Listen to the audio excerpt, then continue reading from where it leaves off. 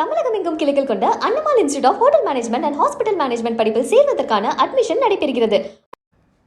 மதுரை மாவட்டம் ரங்கசாமிபுரத்தில் உள்ள மயானத்தில் மின் விளக்குகள் இல்லாததால் வாகனத்தின் வெளிச்சத்தில் இறுதிச் சடங்கு நடைபெறும் அவலம் ஏற்பட்டுள்ளதாக அப்பகுதி மக்கள் வேதனை தெரிவிக்கின்றனர்.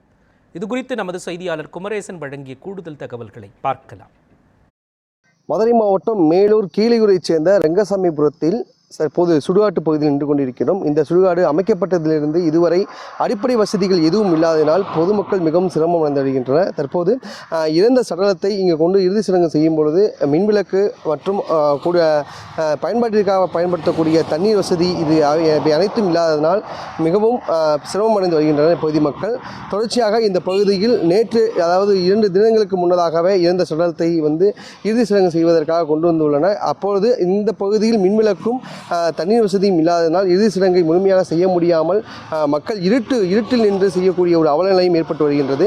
இது குறித்து தொடர்ந்து நம்ம கலாய்வில் ஈடுபட்டு கொண்டிருக்கின்றோம். தற்போது இந்த பகுதியைச் சேர்ந்த ஒரு நபரிடம் கேட்போம். இந்த பகுதியில் மின்விளக்கு வசதி இல்லை, குடிநீர் வசதி அதாவது தண்ணி பயன்பாட்டிற்காக இல்லைன்னு சொல்லியிருக்கீங்க.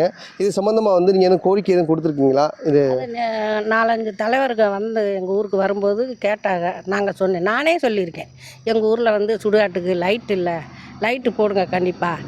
குளிக்கிறதுக்கு தொட்டி இல்லை, தண்ணி இல்லை. தண்ணி எடுக்கணும்னாலும் ஊரை ஒட்டி ஊருக்கிட்ட ஒரு தொட்டி இருக்குது, அங்கே போய் மோந்துதான் கொண்டுட்டு வர மாதிரி இருக்குது. தயவு செய்து தலைவர்கிட்ட கும்பிட்டு கூட கேட்டிருக்கேன் நான். எங்கள் ஊருக்கு லைட்டும் தொட்டியும் சுடுகாட்டு பக்கத்தில் அந்த சடங்கு முழிக்கிறது ஜாமத்தில் மௌத்தா இறந்து போகிறாங்க பிள்ளைய. முதல்லனாச்சும் பெட்ரூமாஸ் லைட் இருந்துச்சு, இப்போ இல்லை. செல்லுகளை வச்சுக்கிட்டு ரொம்ப கஷ்டப்படுறாங்க சார் நான் சொல்லியிருக்கேன். ஆகையால் உங்களை கையெடுத்து கும்பிட்டுக்கிறேன். எங்கள் ஊருக்கு லைட்டும் குளிக்கிறதுக்கு மக்கள் கஷ்டப்பட நாளைக்கு எனக்கே அந்த நிலைமை வரலாம். என் பிள்ளை என் சொந்த தூரத்து எங்கள் ஊருக்காரங்க கஷ்டப்படுவாங்க. அந்த நிலைமை இல்லாமல் பண்ணி கொடுங்க. தற்போது இவர்கள் கூறியவாறு இங்கு இறந்தவர்களை இறுதி அடக்கம் செய்வதற்கு கூட இந்த பகுதி ரொம்ப சிரமமடைந்து வருவதாகவும் மக்கள் குறிப்பிட்டு வருகின்றனர். இந்த வசதிகளை உடனடியாக செய்து தருமாறும் கோரிக்கை விடுத்து வருகின்றனர். தற்போது இன்னொரு நபரிடம் கேட்போம். ஆனால் இந்த பகுதியில் மின்விளக்கு இல்லை. தற்போது எந்த மாதிரி இறுதி சடங்குகளை மேற்கொண்டு வரீங்க? இதனால் என்ன சிரமங்கள் அடைகின்றன? இங்கே அனைத்து சமூகத்தினரும் ஒன்றா சேர்ந்து எங்களுக்கு இந்த சுடுகாடுன்றது மொத்த சமத்துவ சுடுகாடு. எங்கள் ஊருக்கு ஒரே சுடுகாடு தான், மற்ற தனித்தனியாக எந்த இதுவும் கிடையாது. இங்கே முக்கியமாக அடிப்படை வசதி பார்த்திங்கன்னா, உள்ளே ஒரு வண்டியே உள்ளே போய் வர முடியாத ஒரு சூழ்நிலை.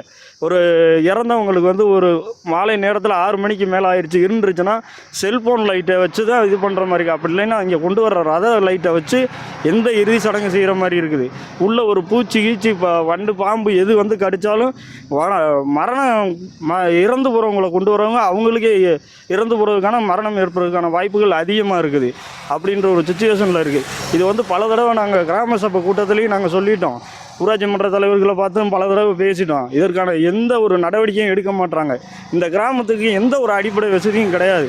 அப்படின்ற மாதிரி இந்த கிராமத்தை ஒதுக்கி வச்ச மாதிரி எந்த இதுவுமே பண்ண மாட்டாங்க. நாங்கள் எல்லாமே பண்ணிக்கிட்டு இந்த இதுக்கு ரொம்ப சிரமமாக இருக்குது. சின்ன பிள்ளைங்கள்லாம் வந்தாலே, ஒரு சின்ன குழந்தைங்களை கூட்டிகிட்டு வந்தால் கூட இறுதி சடங்கு வச்சுன்னா நைட்டு நேரத்தில் எதுவுமே பண்ண முடியலை. அப்படின்றதுனால இந்த விஷயத்துக்கு எல்லா பேரும் தயவு செஞ்சு இதை ஒரு முன்னுதாரணமாக எடுத்து இதை கொஞ்சம் சீக்கிரம் முடிச்சு கொடுத்தா நல்லாயிருக்கும். தொடர்ச்சியாக இந்த பகுதியில் மின்விளக்கு அமைக்க வேண்டும். இங்கு இறுதி சடங்கு நடத்துபவர்களுக்கு குடிநீர் அதாவது தண்ணீர் குளியல் தொட்டி அமைத்தர வேண்டும் என்பது பொதுமக்களின் கோரிக்கையாக பார்க்கப்படுகின்றது. நியூஸ் 1 செய்திகளுக்காக மேலூர் செய்தியாளர் குமரேசன்.